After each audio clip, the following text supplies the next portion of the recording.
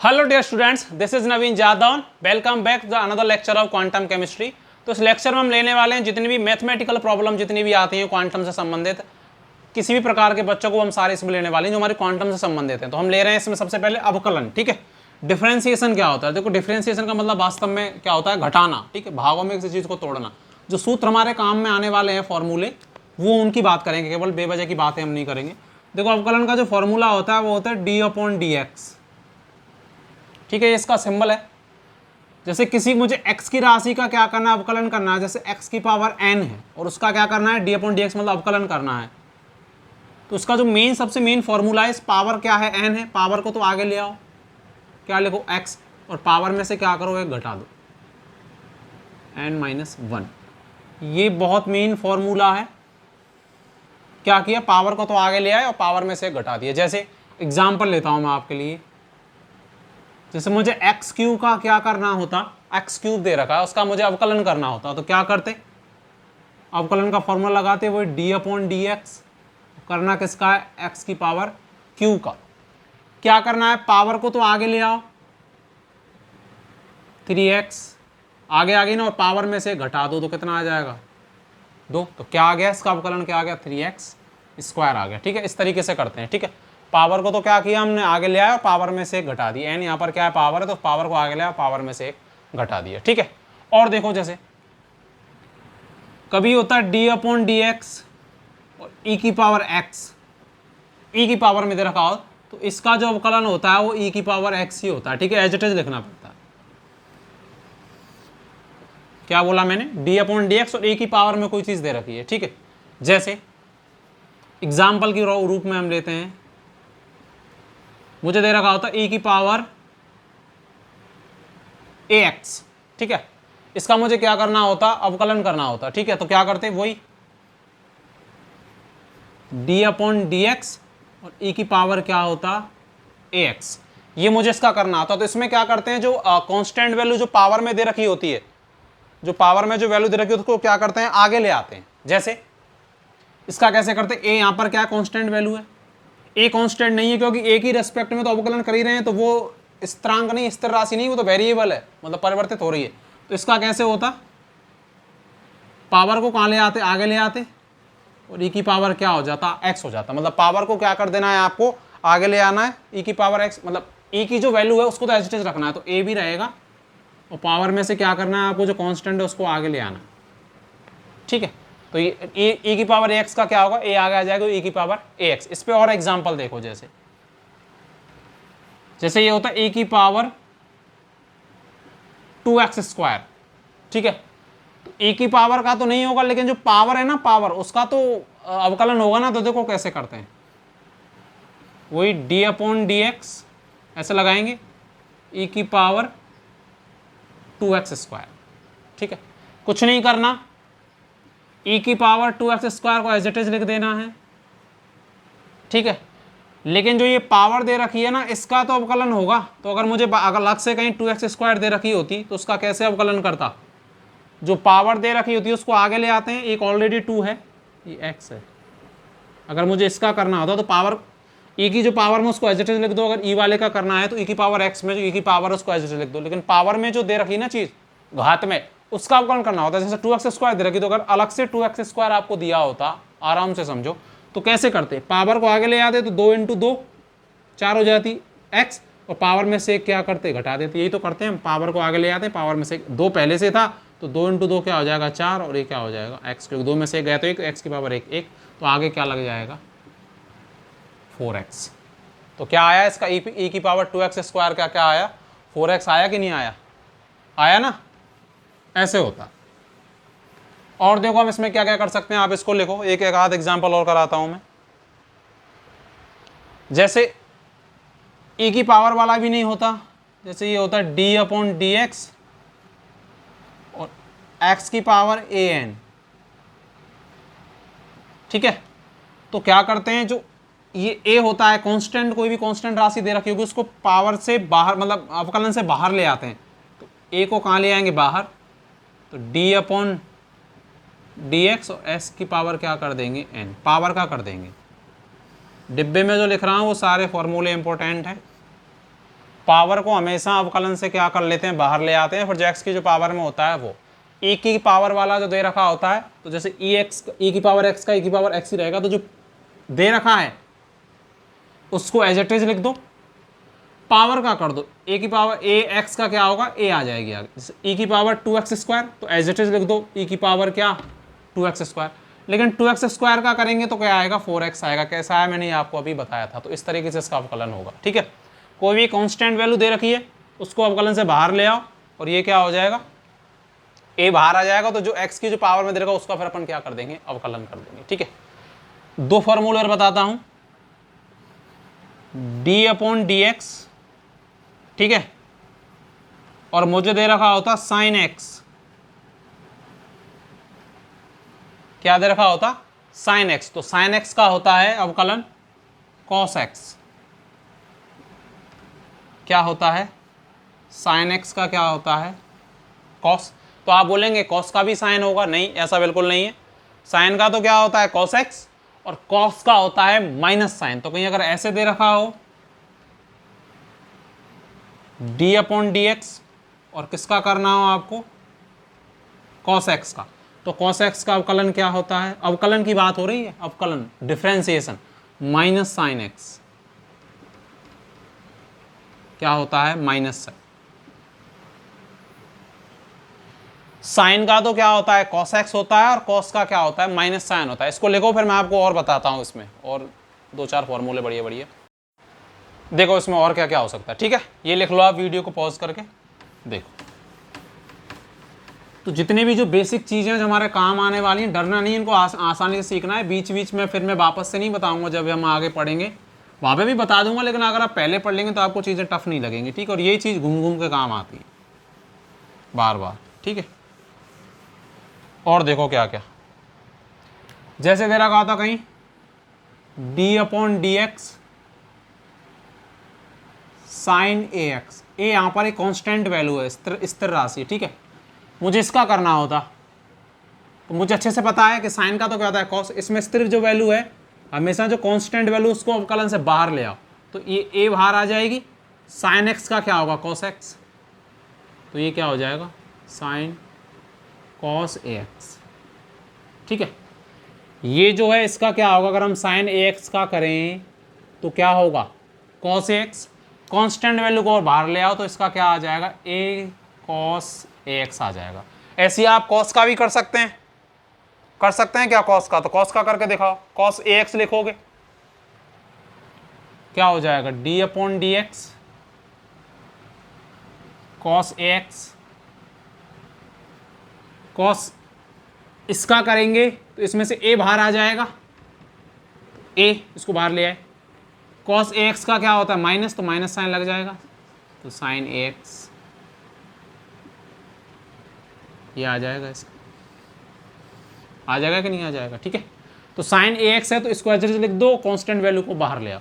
Cos का क्या होता है माइनस साइन, तो चाहे अरे कॉस एक्स होता तब भी माइनस साइन एक्स, ए एक्स है तो एक्स लिख दिया, कांस्टेंट वैल्यू को बाहर ले आया तो माइनस ए साइन ए एक्स हो गया। ठीक है, देखो एक महत्वपूर्ण फॉर्मूला है, प्रोबेबिलिटी फार्मूला बोलते हैं उसको, d/dx, कहीं दो राशि लिख रही हो जैसे u और v, जैसे x और y दो लिख रही होती अवकलन के साथ में, दो जैसे x और y, तो इनका क्या करते हैं, एक को कांस्टेंट रखते हैं, स्थिर रखते हैं, दूसरे का करते हैं कांस्टेंट वाले को बाहर ले आए, जैसे u को स्थिर रखा तो u बाहर ले आए, d/dx और क्या v का कर दिया। ठीक है, प्लस v को बाहर रखा, अब u का अवकलन कर दिया, तो d/dx और क्या u। समझे मेरी बात को, अगर दो राशियां दे रखी हैं ऐसे तो एक को स्थिर रखना है, मतलब अवकलन से बाहर रखना है, दूसरे का उसके d/dx के सापेक्ष में लिख देना है, फिर दूसरी को बाहर रखना है v को, फिर पहली वाले का d/dx और उस राशि को लिख देना है। ठीक है, तो ये फॉर्मूला बहुत काम का है, बहुत काम आता है। ठीक है, कोई भी कांस्टेंट राशि होती है, स्थिरांक राशि होती है, जैसे कहीं लिख रहा था 2, तो कांस्टेंट जो वैल्यू होती है कांस्टेंट को सी से दर्शाते हैं, उसका अवकलन हमेशा क्या होता है 0। ठीक है, क्या होता है 0 कांस्टेंट का। कहीं लिख रहा होता है d/dx ln x, ln x का अवकलन क्या होता है 1/x, तो 1/x का क्या हो जाएगा ln x। ठीक है, ln x का क्या होता है 1/x होता है। ठीक है, तो ये सारे फॉर्मूले हम याद रख सकते हैं।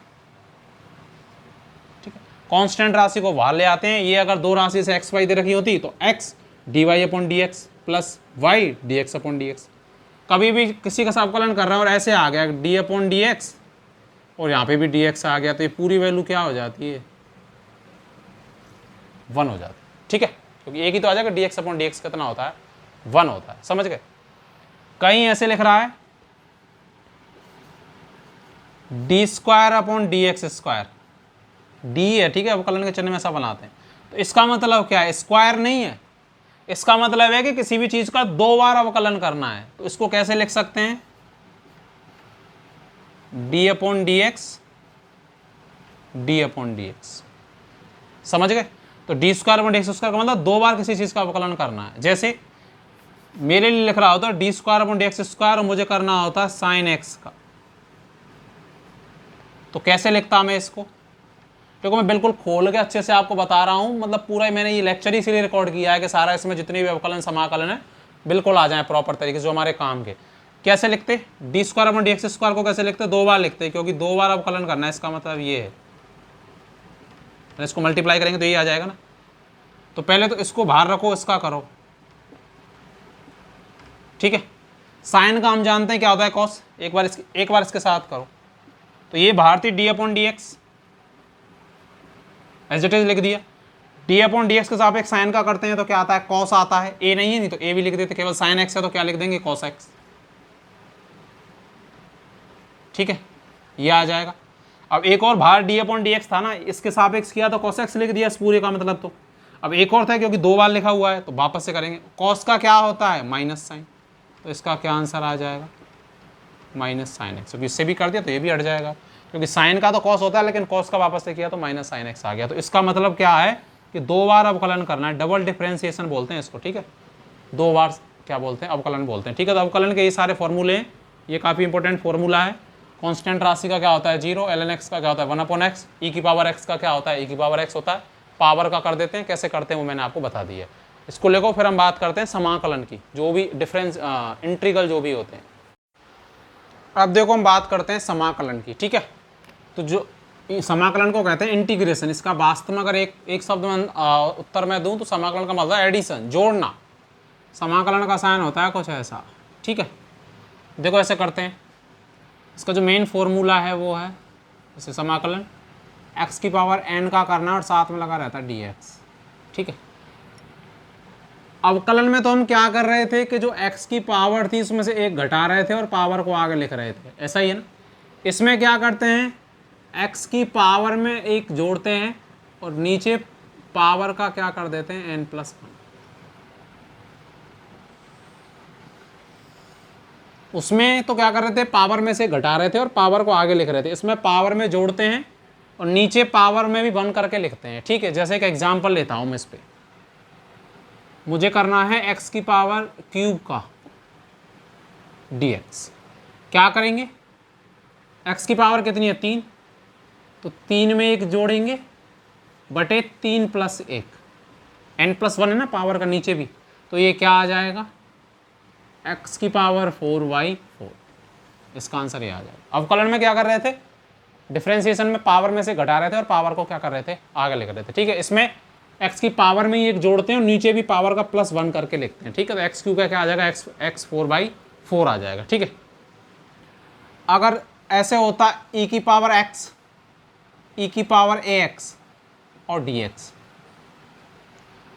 e⁻x का तो e⁻x ही रहता है, चाहे वो समाकलन हो चाहे अवकलन हो। तो e⁻x जो भी पावर में दे रखा है उसको एज लिख दो, ax दे रखा है तो ax लिख दो। अवकलन में तो हम क्या कर रहे थे जो कांस्टेंट वैल्यू थी उसको आगे लिख रहे थे। इसमें क्या करते हैं वटे में लिखते हैं, तो a है ना कांस्टेंट वैल्यू तो क्या कर देंगे वटे में लिख देंगे। अवकलन में क्या कर रहे थे e⁻x दे रखा था तो a को आगे ला रहे थे, यहाँ a को कहाँ ले जा रहे हैं नीचे ले जा रहे हैं। ठीक है, समझ गए मेरी बात को। तो एक फॉर्मूला ये हो गया। वहां साइन का क्या था कॉस। ठीक है, साइन का अवकलन क्या था कॉस, यहां साइन का अवकलन होता है minus cos sine x dx। समाकलन क्या होता है cos x। ठीक है, वहां साइन का क्या था, कॉस था, यहां साइन का माइनस कॉस है। और कॉस का क्या होगा, ये देखो याद रखने वाली बात है, कॉस का होगा साइन।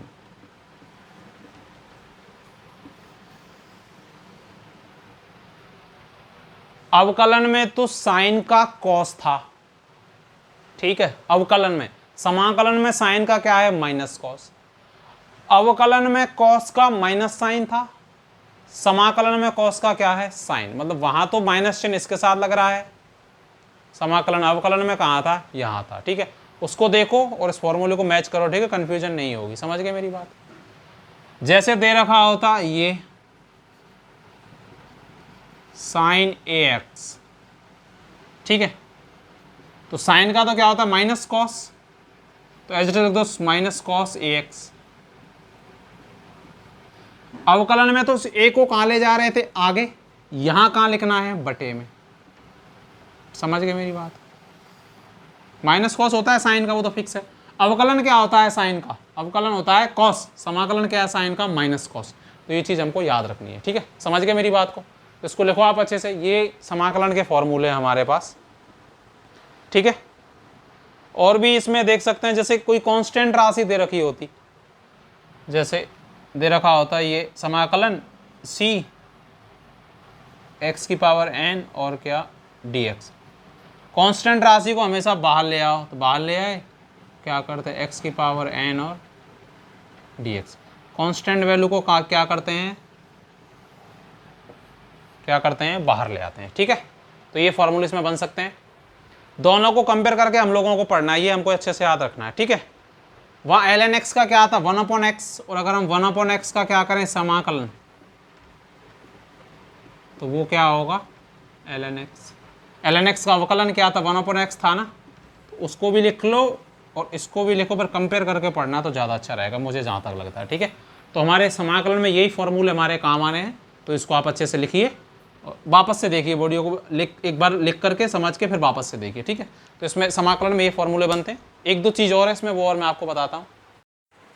देखो, जो साइन कॉस टेन की जो टेबल होती है, उसमें भी जो कुछ कुछ वैल्यू कभी कभी काम आती है, तो उसको कैसे याद करें, ठीक है। मैं आपको सिंपल तरीके से बताता हूँ, आपको कुछ लोगों को आता भी होगा, लेकिन एक बार देख लें, ठीक है। साइन कॉस और टेन, टेन बराबर क्या होता है, हम जानते हैं साइन बटे कॉस। कौन कौन सी वैल्यू आती है, 0 डिग्री, 30, 45, 60, 90 और 180, ठीक है, ठीक है। देखो मैं आपको, कुछ मत करो, 0 लिख दो, 1 लिख दो, 2 लिख दो, 3 लिख दो, 4, इतना तो कर दोगे। सब में 4 का भाग दे दो, इसमें भी 4 का दे दो, इसमें भी 4 का दे दो, इसमें भी 4 का, इसमें भी 4 का, इसमें भी 4 का। इसको थोड़ा नीचे लिखेंगे अभी, कॉस कॉट टेन को। देखो सब पे रूट लगा दो, इस पे भी रूट लगा दिया, इस पे भी लगा दिया, इस पे भी लगा दिया, इस पे भी लगा दिया, इस पे भी लगा दिया, ठीक है। कॉस 180 की वैल्यू थी 0, साइन 180 की, ठीक है। क्या करा, 0 डिग्री पे तो 0 लिखा, 30 पे 1 लिखा, 45 पे 2 लिखा, 60 पे 3 लिखा, 90 पे 4 लिखा, और 180 तो 0 है ही। ये क्या आ जाएगा, 0/4 मतलब ये तो 0 ही आ जाएगा, ठीक है। ये क्या आएगा, 1, तो 1 पे तो रूट का कोई मतलब नहीं रहेगा, 4 पर रूट लगाएंगे 2 आ जाएगा, तो ये क्या आएगा, 1/2। 2 पर रूट लगाएंगे, 2 से तो ये 4 कट गई ना 2 बार, तो ये क्या आ जाएगा, 1/√2। 3 पे रूट लगाएंगे तो 3 पे तो रूट रहेगा ही, लेकिन 4 पे रूट लगाएंगे तो क्या आ जाएगा, 2। 4 से 4 कट गई, रूट 1 का कोई मतलब नहीं होता, रूट 1 का मतलब एक ही होता है, और एक तो क्या आ गया, 0। तो क्या वैल्यू आई, साइन 0 की 0, साइन 30 की 1/2, साइन 45 की 1/√2, साइन 60 की √3/2, और साइन 90 की 1, और साइन 180 की 0। ठीक, कैसे किया था, 0 1 2 3 4, नीचे 4 4, सब में 4 का भाग दे दिया, सब पे रूट लगा दिए।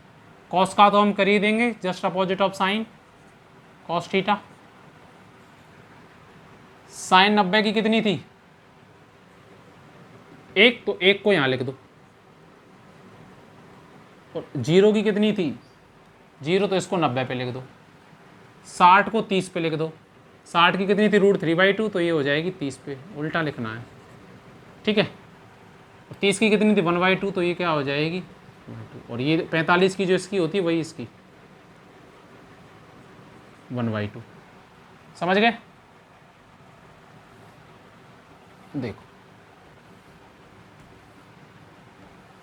cos 180 की वैल्यू होती है जस्ट इसका उल्टा, तो -1। कैसे किया, उल्टा लिख दिया बस। 0 को तो लिख दिया 90 की जगह, 90 को लिख दिया 0 की जगह, 30 को लिख दिया 60 की जगह, 60 को लिख दिया इसकी वैल्यू 30 की जगह, 45 की तो जो इसकी होती है वही इसकी। उसके बाद लिखते हैं tan को। cos 180 की वैल्यू -1 होती है, ठीक है, ध्यान रखिए। tan यही हमारे सब जगह काम आती है। tan बराबर क्या होता है cos बटे साइन, 0 1। बताओ 0 में किसी भी संख्या का साइन बटे कॉस होता है, सॉरी 0 में किसी भी संख्या का भाग देते हैं तो क्या आता है 0, तो ये तो 0। ये क्या 1/2, क्योंकि साइन बटे कॉस है ना, 3/2, तो ये 1/2 में 3/2 का भाग देंगे तो 2 पर चली जाएगी, तो 2 से 2 कट जाएगी, तो क्या आ जाएगा 1/√3, ठीक है। 1/√2, 1/2 से 1/√2 कट जाएगा, तो ये कितने आ जाएगी 1। 3/2 किसकी वैल्यू है, साइन की, कॉस की क्या है 1/2। जो 3/2 में 1/2 का भाग देंगे तो 2 पर चली जाएगी ना, तो 2 से 2 कट जाएगी, तो क्या आ जाएगा √3। बताओ क्या आएगा, एक मतलब किसी भी संख्या में अगर 0 का भाग देते हैं तो क्या आता है इनफाइनाइट आता है कि इनफाइनाइट, अनंत, तो अनंत लिख देंगे। इसकी भी क्या होती है 0, क्योंकि 0 में भाग देंगे ना -1 का, तो 0 ही आएगी, ठीक। 0 में किसी संख्या का भाग देते हैं तो इनफाइनाइट आता है, मतलब 0 में किसी भी संख्या का देंगे तो 0 ही आएगा, लेकिन 0 को अगर किसी संख्या में देंगे, ये क्या किया हमने इनफाइनाइट किया है 1/0। 1/0 क्या होता है, क्योंकि इसकी 1 है और इसकी 0, तो हमेशा इनफाइनाइट अनंत आता है, ठीक है। तो ये हमारे पास ऐसे इसको हम याद कर सकते हैं। अगर हम देखें कुछ और फॉर्मूले, जैसे कहीं लिख रहा हो साइन 90 + थीटा किसके बराबर होता है cos थीटा के बराबर। जैसे हम साइन की कोई वैल्यू नहीं निकाल पा रहे, उसको टुकड़ों में तोड़ो, जैसे साइन 150 की वैल्यू निकालनी होती तो कैसे करते हैं 90 + 60, तो 60 डिग्री, cos 60 की वैल्यू लिख देते हैं यहाँ पे, डिग्री मतलब यहाँ कितना आया थीटा आया 60, तो cos 60 की जो वैल्यू होती वही होती। ऐसे भी तो हो सकता था cos 90 + थीटा, ये होता है -sin थीटा के बराबर,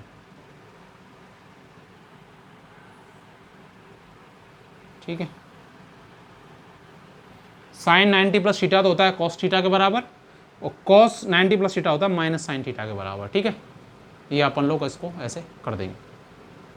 देखो पाई में भी मैं यहीं बता देता हूँ, साइन कुछ भी साइन लिख रहा हो, साइन पाई लिख रहा हो, पाई का मतलब कितने डिग्री होता है 180 डिग्री होता है, आपको बता दूँ मैं, ठीक है।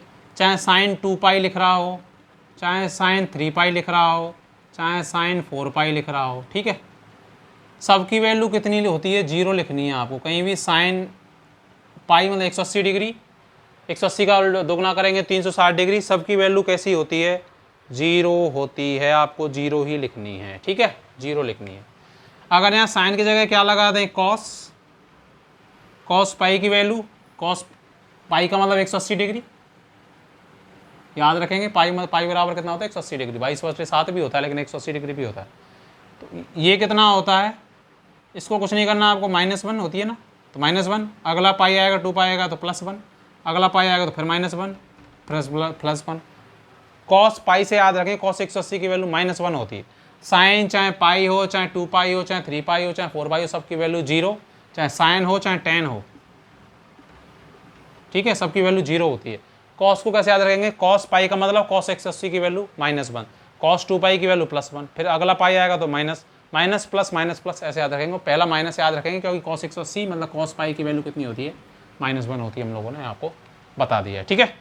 तो जितने भी फॉर्मूले बन सकते थे, अवकलन में क्या क्या हो सकता था, समाकलन में ये हमारे काम आती है टेबल, तो इसको भी हमने अच्छे से देख लिया कैसे याद करेंगे। तो इसके बाद आपको मुझे नहीं लगता मैथमेटिकल कोई भी प्रॉब्लम आएगी, और थोड़ी बहुत आएगी तो हम आगे जो टॉपिक पढ़ेंगे क्वांटम में वो हम इसको अच्छे से करते रहेंगे। ठीक है, तो ऐसे ही पढ़ते रहिए और इसको आप लिख लो, फिर हम लेक्चर को क्या करते हैं, ख़त्म करते हैं हम लोग। तो आई होप आपने ये लिख लिया होगा अच्छे से। ठीक है, तो अगर यहाँ तक आए हैं तो वीडियो पे कमेंट जरूर करें, बहुत मेहनत लगती है भाई वीडियो बनाने में। लाइक ज़रूर करें और चैनल से जुड़े रहें, आपको बहुत फ़ायदा होगा, क्योंकि एक वीडियो बनाने में बहुत मेहनत लगती है। बड़ी ईमानदारी से हम काम करते हैं और आपके लिए फ्री ऑफ कॉस्ट कर रहे हैं। तो 2 लाइनें सुना देता हूँ आपके लिए, बहुत मोटिवेटेड। जिसमें उबाल हो ऐसा खून चाहिए, जिसमें उबाल हो ऐसा खून चाहिए, जीत की खातिर ऐसा जुनून चाहिए, ये आसमां भी आएगा जमी पे, बस इरादों में ऐसी गूंज चाहिए। तो ठीक है, अगर इरादे आपके पूरे करने हैं तो आपको लगे रहना होगा और डट के मेहनत करनी होगी, कंटिन्यू मेहनत करनी की, एक दिन वो जरूर सफल होगी। ठीक है, तो ऐसे ही पढ़ते रहिए। चलिए मिलते हैं अगले लेक्चर में, धन्यवाद।